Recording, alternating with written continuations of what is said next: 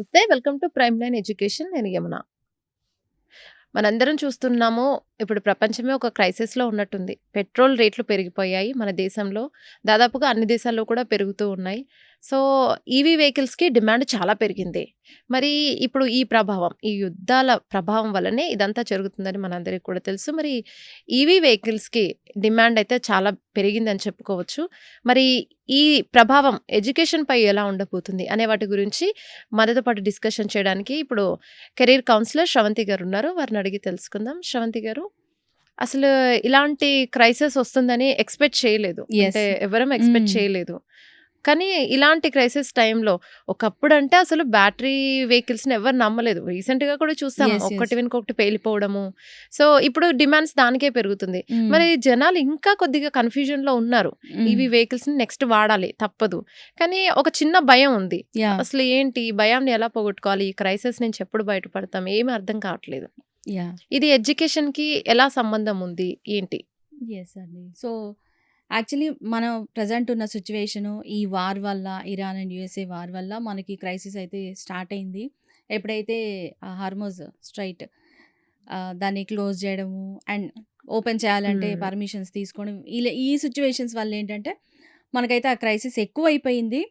And recent డేస్‌లో మనం last month చూసుంటే ఒక ఫేక్ న్యూస్ వల్ల కూడా పెట్రోల్ షార్టేజ్ వచ్చేసేసి జనాలు చాలామంది చాలా రకాలుగా ఇబ్బంది పడున్నాము. సో, ఈవెన్ మీరు ఫేస్ చేశారు అదే ఇష్యూ, నేను కూడా ఫేస్ చేశాను. సో, వీటిల్ని అధిగమించడానికి ఈవీ వెహికల్స్‌నైతే కొంచెం ర్యాపిడ్ డెవలప్‌మెంట్ అనేది మనం చూస్తున్నాము. సో, ఇదేమి ఈ ఇయర్ 2026లోనే జరుగుతున్నది కాదు. ప్రీవియస్‌గా కూడా ఇలాంటి ఇష్యూస్ మనమైతే ఫేస్ చేసున్నాము. అండ్ ఇలాంటి సిట్యుయేషన్స్‌ని ఎదుర్కోవడానికే ఈవీ వెహికల్స్ అనేవి ఇంట్రడ్యూస్ అయితే చేశారనమాట.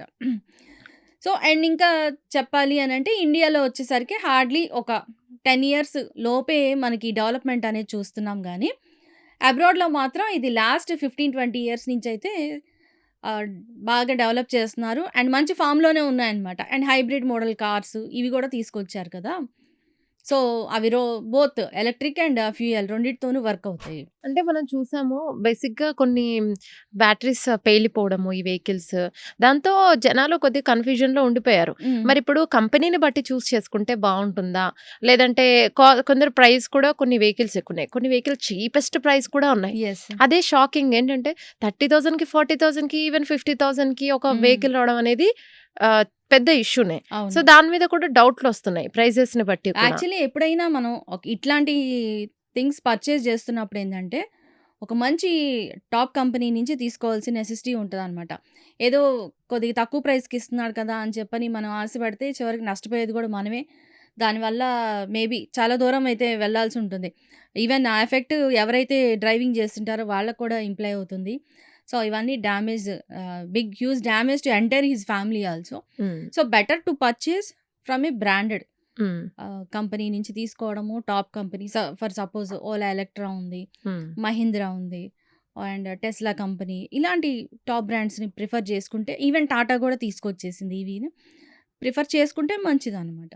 రైట్. అసలు ఫ్యూయల్ చార్జెస్ పెరిగితే ఆటోమేటికల్లీ ఈవీ వెహికల్స్‌కి డిమాండ్ పెరుగుతుందా ఇంకా? యాహ్! డెఫినెట్‌గా అంతే కదండీ. ఇప్పుడు మనం చూసుకుంటే ఈ 1 వీక్‌లో రూ. 107, రూ.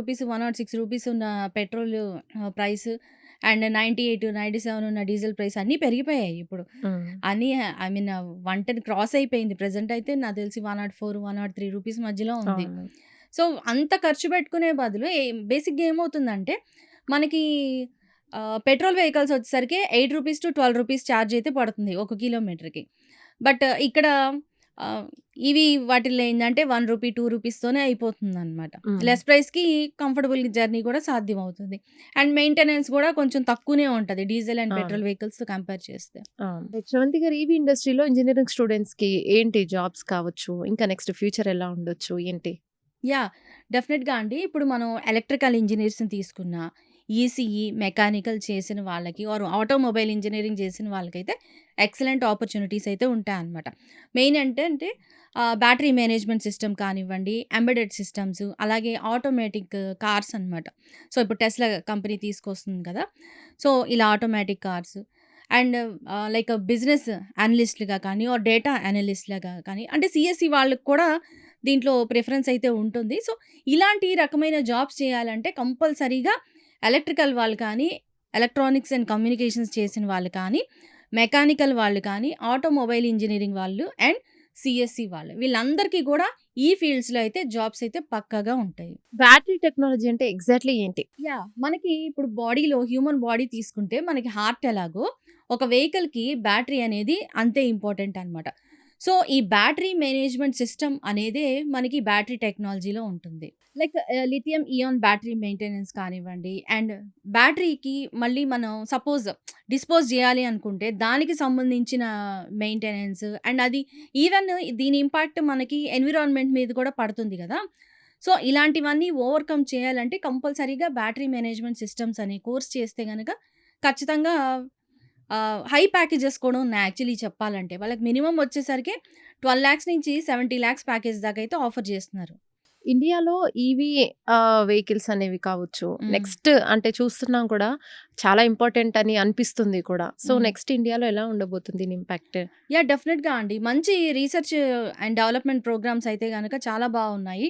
ఎస్పెషల్లీ మీరు తీసుకుంటే ఈ ఓలా ఎలక్ట్రా గాని, టాటా సపోజ్ ఇండియన్ హ్మ్. కంపెనీస్ వీటి లైక్ మహీంద్రా, హ్మ్. Tata and Mahindra Indian companies. So, వీటి నుంచి మాత్రం మంచి డెవలప్‌మెంట్ అయితే ఉంది. మెయిన్ ఏంటంటే అది చెప్తుంది రీసైకిల్ ఎలా చేయాలి అనే దాని మీద కాన్సంట్రేట్ చేస్తున్నారు. ఇప్పుడు డెవలప్‌మెంట్ ఓకే. మనకి నంబర్ ఆఫ్ వెహికల్స్‌ని అయితే తీసుకొస్తారు. సో, ఆఫ్టర్ ఫ్యూ ఇయర్స్ తర్వాత దాన్నైతే డిస్పోజ్ చేయాల్సిన నెసెసిటీ ఉంటది కదా! ఎప్పుడూ సర్వీస్ ఒకేలాగా ఇవ్వదు కదా! ఏ ప్రొడక్ట్ అవును. అయినాను. సో, దానికి కూడా ఎన్విరాన్మెంట్‌కి ఎలాంటి డ్యామేజ్ లేకుండా ఎలా చేయగలం అనే దాని మీద కూడా మంచి రీసెర్చ్ అయితే జరుగుతుంది. అండ్ ఇంకా ఫ్యూయల్ ఎఫిషియన్సీ అనమాట. ఫ్యూయల్ ఇన్ ద సెన్స్ ఇక్కడ ఎనర్జీ తీసుకుందాం. సో, మైలేజ్ ఇంకెంత ఇంప్రూవ్ చేయొచ్చు అనే దాని గురించి కూడా రీసెర్చ్ ప్రోగ్రామ్స్ అయితే చాలా ఎక్కువగా జరుగుతున్నాయన్నమాట. రైట్. మేబీ నాకు తెలిసి 2030 ఆర్ 2031 కల్లా మనకి ఈ ఈవీ ఇంపాక్ట్ వల్ల చాలా వెహికల్స్ అయితే ప్రొడ్యూస్ అవుతాయి. అంటే డిఫరెంట్ మోడల్స్ కానీ ఏదైనాను. అండ్ మంచి అవుట్‌పుట్ అయితే మాత్రం బాగా ఎక్స్‌పెక్ట్ చేయొచ్చు మనం. శ్రవంతి గారు, మెకానికల్ ఇంజినీరింగ్ స్టూడెంట్స్‌కి ఈవీ ఇండస్ట్రీలో స్కోప్ ఉందని చెప్పుకోవచ్చా? 100% స్కోప్ అండి. ఇప్పుడు చేసిస్ కానివ్వండి, లేకపోతే ఈవీ రిలేటెడ్ మెషినరీ డిజైన్ చేయాలన్నా, అలాగే బ్యాటరీ కూలింగ్ చేయాలన్నా, సో, కంపల్సరీగా ఈ మెకానికల్ ఇంజినీరింగ్ చేసిన వాళ్ళు లేదా ఆటోమొబైల్ ఇంజినీరింగ్ చేసిన వాళ్ళకి ఎక్కువ ప్రిఫరెన్స్ ఉంటుంది కదా! So, they okay. Have to design. ఆ ఇంజిన్ డిజైనింగ్ కూడా మొత్తం వాళ్ళే చేయాల్సిందే. ఈ battery technology next software boom అవ్వొచ్చని చెప్పుకోవచ్చా మనం ఎలా? 100% అంటే ఇప్పుడు ఇంత ర్యాపిడ్‌గా మనం హ్మ్. చూస్తుంటే ప్రెజెంట్ ఇప్పుడు ఎక్కువ భాగం ఈ బ్యాటరీ వెహికల్స్ యూజ్ చేస్తుంది గిగ్ వర్కర్స్. హ్మ్. మనం స్విగ్గీ, జొమాటో, బ్లింకిట్ కానీ ఇట్లా ఏ డెలివరీ వాళ్ళు తీసుకున్నా కూడా ఒకప్పుడు రోజులు అంటే 3-4 ఇయర్స్ బ్యాక్ ఆహ్, లైక్ సిటీస్‌లో కూడా ఈవెన్ పెట్రోల్ వెహికల్స్ యూజ్ చేసేవాళ్ళు గానీ, బట్ ఇప్పుడు మొత్తం గూడా ఈవీ వెహికల్సే యూజ్ చేస్తున్నారు. సో, ఇంత డెవలప్‌మెంట్ ఉన్నప్పుడు 100% సాఫ్ట్‌వేర్ లాగే ఇది కూడా ఉండొచ్చనమాట. We can expect okay. That. EVs ఎన్విరాన్మెంట్‌కి నిజంగా హెల్ప్‌ఫుల్ అనే చెప్పుకోవచ్చా? ఇన్ కేస్ ఫ్యూచర్‌లో ఇవి కూడా ఏమన్నా ప్రమాదాన్ని కలిగించే అవకాశం ఉందని అనుకోవచ్చా? ప్రెజెంట్ అయితే మాత్రం మనకి పైప్‌లైన్ పొల్యూషన్ అయితే ఏముండదండి. మనకి హ్మ్. సపోజ్ మనం పెట్రోల్ యూజ్ చేసినా స్మోక్ వస్తుంటది. ఆర్ గ్యాసోలిన్ యూజ్ చేసినా గూడా డ్రాప్స్ స్మోక్. అయితే ఆ! పడతాయి. ఆఫ్‌కోర్స్ చాలా చాలా తక్కువ గ్యాసోలిన్ యూజ్ చేసింది. సో, ఈవీ అయితే అసలు జీరో కదా! ఎలాంటి పొల్యూషన్ అయితే రాదు మనకి. ఫ్యూచర్‌లో యాక్చువల్లీ ఈ రీసైక్లింగ్ టెక్నాలజీ మీద కూడా మనకి ఎక్కువ రీసెర్చ్ ప్రోగ్రామ్స్ అయితే జరుగుతున్నాయి. సో, డెఫినిట్‌గా ఒక మంచి అవుట్‌పుట్ అయితే ఈ ఎనర్జీ సెక్టార్స్‌లో ఖచ్చితంగా వస్తుందనమాట. ఒకవేళ ఇరాన్ వార్ గనక ఇది కంటిన్యూ అయితే ఇలాగే సో హ్మ్. నెక్స్ట్ ఈ ఈవీస్ కావచ్చు, బ్యాటరీ వెహికల్స్ ఇవన్నిటికి కూడా డిమాండ్ పెరుగుతుందని చెప్పుకోవచ్చా భారీగా? ఇవి కూడా కాస్ట్లీ అవుతాయంట? 100% అండి. ఖచ్చితంగా ఇప్పుడు ఇట్లాగే జరిగితే మనకి ఫ్యూయల్ క్రైసిస్ గనకొస్తే, సో, ఇమ్మీడియేట్‌గా మనకుండే ఆప్షన్ అయితే ఇదే కదా! లైక్ మీరు రీసెంట్‌గా జూసుంటారు. ఎల్‌పీజీ గ్యాస్ షార్టేజ్ వచ్చినందువల్ల హ్మ్. జనాలందరూ అవును. ఇమ్మీడియేట్‌గా ఎలక్ట్రిక్ స్టవ్స్ ఎలక్ట్రిక్ ఇలా అదర్ ఆల్టర్‌నేటివ్స్‌కి చూసుకున్నాను. తీసుకోవాల్సొచ్చింది. ఎందుకంటే అవును. ఈవెన్ మనం హోటల్ ఇండస్ట్రీ, ఫుడ్ ఇండస్ట్రీ తీసుకున్నా లేదా డొమెస్టిక్ కుకింగ్ తీసుకున్నా కూడా మనకి ఆల్టర్‌నేట్స్ లైక్ కట్టెల పొయ్యి పెట్టుకోవడము, లేదంటే ఎలక్ట్రికల్ స్టవ్స్ హ్మ్. తీసుకొని అంటే ఎక్కడికి ఆగదు. ఆఫ్‌కోర్స్ హ్యూమన్‌కి పవర్ ఉంటుంది కాబట్టి నీడ్ ఉన్నప్పుడు ఇమ్మీడియేట్‌గా వెంటనే ఏదో ఒక దాన్నైతే అరేంజ్ ఫైండ్ చేసుకోవాలి తప్పదు. జేస్తారు. అండ్ హ్మ్. సొల్యూషన్ అయితే తీసుకుంటారు వాళ్ళకొచ్చిన ప్రాబ్లమ్‌కి. శ్రవంతి గారు, ఛార్జింగ్ ఇన్‌ఫ్రాస్ట్రక్చర్ ఇండియాలో ఇనఫా? లేదండి. యాక్చువల్లీ అదే గదా! ఇప్పుడు రీసెంట్‌గా పెరుగుతున్న ఈవీ వెహికల్స్ మనకి 4, 5 ఇయర్స్ బ్యాక్ అయితే లేదు. అంతగా అవును. లేదు. హ్మ్. సో, ఇప్పుడిప్పుడే కొత్తగా ఛార్జింగ్ స్టేషన్స్ అవును. ఉండడము. కొన్ని హైవేస్‌లో అయితే అసలు లేదు. అవును. సో, ఆ ఏరియాస్‌లో ఈవెన్ ఎలక్ట్రికల్ బస్సులు కూడా ఏం తిరగట్లేదు. అవును. సో, రీజన్ ఏంటంటే ఇదే అనమాట. సో, అండ్ ఆల్సో మనకి రూరల్ కొంచెం అవును. టౌన్స్‌లో కానివ్వండి, రూరల్ ఏరియాస్‌లో అసలు ఈవీ వెహికల్స్ అనేదే లేదు. ప్రెజెంట్ అయితే అర్బన్ ఏరియాస్ లేదా ఇట్లాంటి metropolitan cities like Hyderabad, Bengaluru ఇలాంటి వాటిల్లో అయితే ఉన్నాయన్నమాట. హ్మ్. సో, ఇంకా యాక్చువల్లీ ఇది కూడా ఒక బిజినెస్ ఐడియా నన్నడిగితే. సో, ఇవి ఎస్టాబ్లిష్ చేసుకున్నా కూడా మంచి ఇన్‌కమ్ సోర్స్ అయితే వస్తుంది. So, okay. మనం లైక్ 3,00,000 నుంచి స్టార్ట్ అవుతుంది ఒక్కొక్క స్టేషను. సో, ఎవరైనా అన్‌ఎంప్లాయ్‌మెంట్ ఉంటే గనక మీరు డెఫినిట్‌గా ఈవెన్ గవర్నమెంట్ సబ్సిడీ కూడా అవును. ప్రొవైడ్ ఇస్తుందట. చేస్తుంది. హ్మ్. సో, వీటన్నిటిని ప్లేస్ ఉంటే ఇస్తుంది యాహ్! అని చెప్పి వీటన్నిటిని మీరు అంటుంది. దృష్టిలో పెట్టుకొని వాళ్ళైతే ట్రై చేసుకోవచ్చు. హ్మ్. ఇది కూడా వన్ ఇన్‌కమ్ సోర్స్. అవును. మరి స్టూడెంట్స్ ఇప్పుడు ఈవీ ఫీల్డ్ కోసం ఏం నేర్చుకోవాలంటారు? బ్యాటరీ మేనేజ్‌మెంట్ సిస్టమ్ ఒకటి నేర్చుకోవాలండి. అలాగే ఎంబెడెడ్ సి, పైథాన్ లాంగ్వేజ్ వచ్చి డేటా అనాలిసిస్ కోసం నేర్చుకోవాల్సుంటుంది. ఇంకా మ్యాథ్ ల్యాబ్ ఒకటి and electric machine designing and next వచ్చేసరికి ఇంటర్నెట్ ఆఫ్ థింగ్స్ అనమాట. ఐఓటీ అంటాం గదా! మనం హ్మ్. రిమోట్ కంట్రోల్ చేస్తూనే దూరంగా ఉండే థింగ్స్‌ని మనం థింగ్స్. ఆపరేట్ చేయొచ్చు. హ్మ్. లైక్ ఇప్పుడు ప్రెజెంట్ అయితే మనకి ఇంట్లో ఏసీస్, ఫ్యాన్స్, రిఫ్రిజిరేటర్స్, ఓవెన్స్ వీటికి అయితే ఇంప్లై అవుతుందది. ఓకే. మేబీ ఫ్యూచర్‌లో మన వెహికల్స్‌కి కూడా రావచ్చనమాట. ఈవీస్ ఫ్యూచర్‌లో పెట్రోల్ బైక్స్‌ని రీప్లేస్ చేస్తాయని చెప్పుకోవచ్చా మనం? యాహ్! చేస్తా అండి. కాకపోతే ఇక్కడ లిమిటేషన్ వచ్చేసరికి అర్బన్ ఏరియాస్, మెట్రోపాలిటన్స్‌లో అయితే అది పాసిబిలిటీ ఉంటుంది.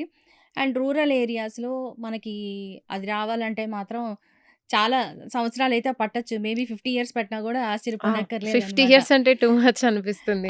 ఎందుకంటే మనకు తెలిసిందే ఇప్పుడే చాలా విలేజెస్‌లో పవర్ సప్లై కూడా ప్రాపర్‌గా ఉండదు. అవును. కొన్ని ఉండదు. విలేజెస్‌లో అయితే అసలుండదు. అవును. మరి అలాంటప్పుడు మనం 100% అని చెప్పలేం గదా! హ్మ్. It is only possible in metropolitan సిటీస్‌లో ఎక్కువ 100% అయితే రావచ్చు. వితిన్ 5 టు 10 ఇయర్స్‌లో మాక్సిమం రీప్లేస్ చేసే అవకాశం అయితే ఉంటుంది. And at the same time టౌన్స్‌లో కూడా పాసిబిలిటీ ఉంటది. మెయిన్ ఏంటంటే ఈవీ వెహికల్స్‌లో డ్రాబ్యాక్ హ్మ్. మనకి రీచార్జ్ స్టేషన్స్ అవైలబుల్‌గా ఉండవు. ఉండాలి. ఆ! సపోజ్ మీరు ఉంటే పెట్రోల్ హ్మ్. అనుకోండి. మీకు ఇంత రేడియస్‌లో ఇన్ని పెట్రోల్ బంక్స్ చూపిస్తది. అనేవి అవును. ఉండాలని హ్మ్. ఉంది కాబట్టి కంపల్సరీగా అవైలబిలిటీ అనేది బావుంటుంది. అదే ఈవీ స్టేషన్స్‌కి అలా లేదు కదా! So, it takes time. అందుకే అంటున్నాను. ఎవరైతే ఇన్వెస్టర్స్ ఉన్నారో మీరు ట్రై చేయండి. ఇది కూడా ఒక గుడ్ ఇన్‌కమ్ సోర్స్ అవుతుంది. అవును. స్టార్టింగ్‌లో మీకు 1 ఆర్ 2 ఇయర్స్ బ్రేక్ ఈవెన్ వచ్చినా గూడా తర్వాత మీకు సాలిడ్ ప్రాఫిట్స్ అయితే మాత్రం చూస్తారు మీరు. అవును. అంటే ఆల్రెడీ గవర్నమెంట్ కూడా ఈవీ స్టేషన్స్‌ని యాహ్! ప్రొలాంగ్ చేస్తుంది. యెస్. అంటే సో, దీనికి ఉంది నెక్స్ట్ యాహ్! జనరేషన్ నెక్స్ట్ అయితే ఇదే ఉందన్నమాట. అని అర్థమవుతుంది. అవును. సో, ఇప్పుడు ఈవీ ఈవీ మీదనే డిపెండ్ అయ్యింది హ్మ్. ప్రపంచం, మన దేశం అనంటే అలాంటప్పుడు పవర్ అనేది చాలా ఈజీ కదా తెప్పియడం. అండ్ రూరల్ ఈవెన్ మనకి ఏరియాస్‌లో ఓపెన్ మెయింటెనెన్స్ కూడా. ల్యాండ్స్ ఉన్నా కూడా హ్మ్. సపోజ్ బీడు భూములంటారు. అవును. పంటలు అస్సలు పండనియి. హ్మ్. మనకు కనుక ఎలక్ట్రిక్ స్టేషన్ దగ్గరలో ఉంటే ఇన్ని కిలోమీటర్స్ లోపల ఉంటే గనక ఈ సోలార్ ప్యానెల్స్ అవి పెట్టేసేసి హ్మ్. ఎలక్ట్రిసిటీని కూడా జనరేట్ జనరేట్ చేస్తున్నారు కదా! చేయొచ్చు. అవును. అది కూడా సేల్ చేస్తున్నారు గవర్నమెంట్‌కి. అది కూడా సబ్సిడైజ్డ్. అవును. అలా కూడా సీ దేర్ మెనీ వేస్ అన్నమాట. పవర్ మనకి అన్ని మీన్స్ నుంచి దొరుకుతుంది కాబట్టి ఈవీ వెహికల్స్ కూడా ఆటోమేటిక్‌గా డిమాండ్ అయితే ఉంది. సస్టైనబిలిటీ అయితే 100% ఉంటుంది. రైట్. అంటే గవర్నమెంట్ ఈ టాపిక్‌ని తీసుకొచ్చింది కాబట్టి యెస్. జనాలు బిలీవ్ చేసేస్తున్నారు. Believe okay. చేయాలి. నెక్స్ట్ ఫ్యూచర్ ఇది. హ్మ్. అప్పుడు రూరల్ ఏరియాలో కూడా ఈ పవర్ జనరేట్ చేయడము. సో, కద అదే పాసిబిలిటీస్ ఉన్నాయన్నమాట. హ్మ్. ఉన్నాయి. కాకపోతే ఇట్ టేక్స్ టైమ్ రూరల్ అవును. ఏరియాస్‌కొచ్చేసరికి. ప్రెజెంట్ అయితే టైం పడుతుంది. సిటీస్‌లో నడుస్తుంది. మన కళ్ళ ముందే హ్మ్. చూస్తున్నాం కదా! ఈ బ్యాటరీ రీసైక్లింగే నెక్స్ట్ ఫ్యూచర్ కెరీర్ అనుకోవచ్చా మరి? అవ్వచ్చండి. ఆ పాసిబిలిటీ అయితే ఉంది. లైక్ హ్మ్. మిలియన్స్ ఆఫ్ బ్యాటరీస్ అవి వచ్చేస్తాయి మనకి. సో, వాటి సర్వీస్ అయిపోయాక అన్నిటిని ఏం చేయాలి? డిస్పోజ్ చేయడం కూడా అదో పెద్ద వె టాస్క్ కదా! అవును. సో, ప్రెజెంట్ దాని గురించే ఎక్కువ రీసెర్చ్ అయితే జరుగుతుందనమాట. హ్మ్. సో, ప్రొడ్యూస్ చేయడం ఒక ఓకే. ఎత్తయితే అయితే. హ్మ్. వచ్చిన దాన్ని కూడా మళ్ళీ డిస్పోజ్ చేయడం. రీసైకిల్ చేయడం, మళ్ళీ ఎకోసిస్టమ్ దెబ్బతినకూడదు. అవును. దాని నుంచి వచ్చే యాసిడ్స్ వల్ల గానీ, ఏదైనా గూడా ల్యాండ్ పాడవ్వకూడదు, ఆర్గానిజమ్స్ చనిపోకూడదు. అవును. సో, అలా లేకుండా ఎక్కువ ఎకోసిస్టమ్‌ని బ్యాలెన్స్ చేస్తూ బ్యాటరీస్‌ని డెవలప్ చేయడం అనేది ప్రెజెంట్ టార్గెట్ అనమాట మోస్ట్ ఆఫ్ ద కంపెనీస్. ఫైనల్‌గా ఇంజినీరింగ్ స్టూడెంట్స్ ఈవీ ఇండస్ట్రీలో దీన్ని సీరియస్‌గా తీసుకోవాలంటారా? కన్సిడర్ చేయాలా? ఎలా మరి? ఎందుకంటే ఇంకా ఒక చిన్న డౌట్ అయితే ఎక్కడో ఉంది కొంతమందికి. యాహ్! 100% తీసుకోమనే చెప్తా అండి. నో డౌట్ ఇందులో. ఎందుకంటే ఏఐ వచ్చేసింది, ఆటోమేషన్ వచ్చింది అండ్ ఈవీ వెహికల్స్ వచ్చాయి కాబట్టి 100% జాబ్ ఆపర్చునిటీస్ కూడా ఉంది. అండ్ ముఖ్యంగా నేను చెప్పేదేంటంటే ట్రిపుల్ ఈ చదివాము లేదా మెకానికల్ తీసుకుంటున్నాము ఆర్ ఈసీతోనే సరిపెట్టుకుంటున్నాము సీఎస్ఈ రాకపోతే అని మీరు స్టూడెంట్స్ అయితే అసలు దిగులు పడాల్సిన అవసరమే లేదు. ఫ్యూచర్‌లో ఈ టెక్నాలజీ రిలేటెడ్ జాబ్స్ కూడా మీకు విపరీతంగానే ఉన్నాయి. దీని తర్వాత నేనైతే మీకు క్లియర్‌గా ఎలాంటి స్కిల్స్ నేర్చుకోవాలి అండ్ ఎవరికి ఎలాంటి జాబ్స్ వస్తాయి అండ్ ప్యాకేజెస్ ఎలా ఉంటాయి అనేది నేనిప్పుడు మీకు క్లియర్‌గా ఎక్స్‌ప్లెయిన్ చేస్తాను. సో, మెకానికల్ ఉంది, ఆటోమొబైల్ ఉంది. మాకింక ఫ్యూచర్ లేదేమో, ఏదో చిన్న చిన్న జాబ్స్‌కి సరిపోతామేమో మేము అన్న ఉద్దేశంలో అయితే స్టూడెంట్స్ మీరుండొద్దు. మీకు కూడా మంచి కెరీర్ ఉంది. కాకపోతే ఇక్కడ ఇంకోటి మీరు కూడా స్కిల్ అయితే మాత్రం ఇంప్రూవ్ చేసుకోవాలి. ఏదో క్లాస్ రూమ్ ఎడ్యుకేషన్‌తోనే సరిపెట్టుకుంటే మాత్రం మీకు లైఫ్ అయితే మళ్ళీ మీరు నార్మల్‌గానే లీడ్ చేయాల్సిన నెసెసిటీ ఉంటుంది. శ్రవంతి గారు, best branches to choose EV careers. So, ఏంటి నెక్స్ట్ ఎలా ఉండబోతుంది? ఏంటి బ్రాంచెస్ ఎలా ఏంటి? నేనిప్పుడు మీకు క్లియర్‌గా హ్మ్. చెప్తానండి. ఏ బ్రాంచ్ వాళ్ళు ఏ టెక్నాలజీకి ఆర్ ఏ స్కిల్ నేర్చుకుంటే హ్మ్. బెటర్‌గా ఉంటది. అండ్ వాళ్ళు ఎలాంటి ఫీల్డ్స్‌లో వర్క్ చేయొచ్చనేది నేను చెప్తాను. Hmm. So, electrical engineering branch select చేసుకున్న వాళ్ళైతే స్కోప్ ఇన్ ఈవీ ఇండస్ట్రీకొచ్చేసరికి batteries, motors, charging systems hmm. And electronics and communication చేసిన వాళ్ళైతే embedded systems and battery management system అయితే వీళ్ళకి స్కోప్ ఉంటదనమాట. ఆ ఫీల్డ్‌లో వీళ్ళు వర్క్ చేయడానికి స్కోప్ ఉంటుంది. మెకానికల్ ఇంజినీరింగ్ వాళ్ళకి vehicle designing and thermal systems. Computer science వాళ్ళకి ఆర్టిఫిషియల్ ఇంటెలిజెన్స్ వెహికల్స్ అండ్ అలాగే అటానమస్ డ్రైవింగ్ అనమాట. Mechatronics, robotics plus automation. Chemical engineering వాళ్ళకి బ్యాటరీ కెమిస్ట్రీ అండ్ మెటీరియల్స్ అనమాట. మరి స్కిల్స్ ఏం నేర్చుకుంటే బెస్ట్ అంటారు నెక్స్ట్ ఫ్యూచర్‌కి? అనలిస్ట్‌గా వెళ్ళాలి అనుకున్నప్పుడు పైథాన్ ప్రోగ్రామింగ్ అండి. అలాగే embedded C and battery management systems ఇవి నేర్చుకుంటే మాత్రం మనకి మంచి స్కోప్ అయితే ఉంటుంది జాబ్ చేయడానికి. మరి ఏ కంపెనీస్ హైర్ చేసుకుంటాయి? యాహ్! మీకు ఓలా కానివ్వండి, లేదంటే మహీంద్రా, టెస్లా, టాటా. ఈ ప్రెజెంట్ అయితే ఈ కంపెనీస్ బాగా ఫామ్‌లో ఉన్నాయి కాబట్టి వీటిల్లో మనకి జాబ్ ఆపర్చునిటీస్ అయితే పక్కాగా అయితే వస్తాయన్నమాట. టెక్నాలజీ అండ్ స్కిల్ 2 2 నేర్చుకోవాలి. నేర్చుకోవాలి. హ్మ్. డిగ్రీతో పాటు, కోర్స్‌తో పాటనమాట. మరి ప్యాకేజెస్ ఎలా ఉండనున్నాయి ఇందులో? So, actually EV and battery technology salary packages ఇండియాలో వచ్చేసరికండి మనకి ఈవీ డిజైన్ ఇంజినీర్‌కి 3-6 లాక్స్ ఉంటుంది. బ్యాటరీ ఇంజినీర్‌కి 5-10 లాక్స్ ఉంటుంది. Embedded system engineer 4-8 lakhs. Power electronics engineer 5-9 lakhs. EV software engineer 6-12 lakhs. Charging infrastructure engineer 4-7 lakhs. High paying roles in EV industry. BMS engineer 6-45 lakhs, battery chemistry scientist 10-60 lakhs, autonomous driving engineer 10-70 lakhs, EV embedded software engineer 7-60 lakhs, power electronics engineer 7-50 lakhs, EV systems integration engineer 7-55 lakhs. So ఇవి మనకి companies మనకిస్తున్న packages. So, మనం కనుక skill acquire చేసుకుంటే ఖచ్చితంగా life అయితే ఈజీగా settle అయిపోయే అవకాశం అయితే ఉంటుంది. శ్రవంతి గారు, ఫైనల్‌గా మీ స్టూడెంట్స్‌కి ఏం చెప్తారు? యాహ్! సో, ఇంతకు ముందు రోజుల్లో తీసుకుంటే సాఫ్ట్‌వేర్ అనేది బాగా ప్రిఫరెన్స్ ఉండేది. ప్రెజెంట్ వచ్చేసరికి ఈ రోజుల్లో తీసుకుంటే ఏఐ ట్రెండ్ ఉంది. సో, ఫ్యూచర్‌లో అయితే మనకి బ్యాటరీ టెక్నాలజీ అయితే బాగా ఫామ్‌లోకైతే వస్తుంది. శ్రవంతి గారు, మరి ఏ కాలేజెస్ ఆఫర్స్‌ని ఇస్తున్నాయి? ఎక్కడెక్కడ అవైలబుల్ ఉన్నాయి? ఏంటి? యాహ్! మనకి ప్రెజెంట్ అయితే ఐఐటీస్‌లో ఉన్నాయండి. ఐఐటీ మద్రాస్ కానివ్వండి, ఢిల్లీ, బాంబే వీటిల్లో అయితే ఈవెన్ హైదరాబాద్‌లో కూడా అవైలబుల్‌గా ఉంది. ఈ కోర్స్‌కి సంబంధించింది. అండ్ ఎన్ఐటీస్‌కొచ్చేసరికి సురత్కల్ ఉంది. అండ్ ఇంకా కొన్ని ప్రైవేట్ ఇన్‌స్టిట్యూషన్స్ కూడా ఇవైతే ప్రొవైడ్ చేస్తాయి. మాకు జేఈఈ అడ్వాన్స్డ్‌లో రాలేదు, మెయిన్స్‌లో రాలేదు అని స్టూడెంట్స్ టెన్షన్ పడాల్సిన పని లేదు. కొన్ని ప్రైవేట్ ఇన్‌స్టిట్యూషన్స్ కూడా ఇవి ప్రొవైడ్ చేస్తున్నాయి. సో, హ్యాపీగా మీరు వాటిలో గనక ఎన్రోల్ అయ్యి ఈ స్కిల్స్ నేర్చుకుంటే గనక మీకు మంచి జాబ్స్ అయితే రావడానికి అవకాశం ఉంటుంది. రైట్. చూసాం గదా! దేశం ఎప్పటికప్పుడు అప్‌డేట్ అవుతూనే ఉంటుంది. ప్రపంచం మొత్తం అప్‌డేట్ అవుతూనే ఉంటుంది. సో, మనం ఎప్పటికప్పుడు మనం కూడా అప్‌డేట్ అవుతూ ఉండాలి. కాలంతో పాటే మారుతూ ఉండాలి, పరిగెత్తుతూ ఉండాలి. ఈ పోటీ ప్రపంచంలో పరిగెత్తకపోతే కష్టం అనేది ప్రతి ఒక్కరికి కూడా అర్థమవుతూ ఉంటుంది. సో, జరుగుతున్న యుద్ధాల కారణంగా నెక్స్ట్ మొత్తం ఇంధన ధరలు పెరిగిపోయాయి. పెట్రోల్, డీజిల్ ఇవన్నీ కూడా. సో, కాబట్టి నెక్స్ట్ అంతా బ్యాటరీ వెహికల్సే అని అంటున్నారు. కాబట్టి ఈ రకంగా ఎడ్యుకేషన్ పరంగా కూడా స్టూడెంట్స్‌కి ఇది ఎలా ప్లస్ అవుతుంది అనేది ఇంతసేపే మనకు శ్రవంతి గారు చెప్పారు కాబట్టి, దాన్ని బేస్ చేసుకొని స్టూడెంట్స్ అందరూ కూడా నెక్స్ట్ ఫ్యూచర్‌కి ఏదైతే ఇంపార్టెంటో దాని త్రూ వెళ్ళాలని కోరుకుంటున్నాం. ఇది ఇవాల్టి ప్రైమ్ లైన్ ఎడ్యుకేషన్. మరొక ప్రైమ్ లైన్ ఎడ్యుకేషన్‌లో మళ్ళీ కలుద్దాం.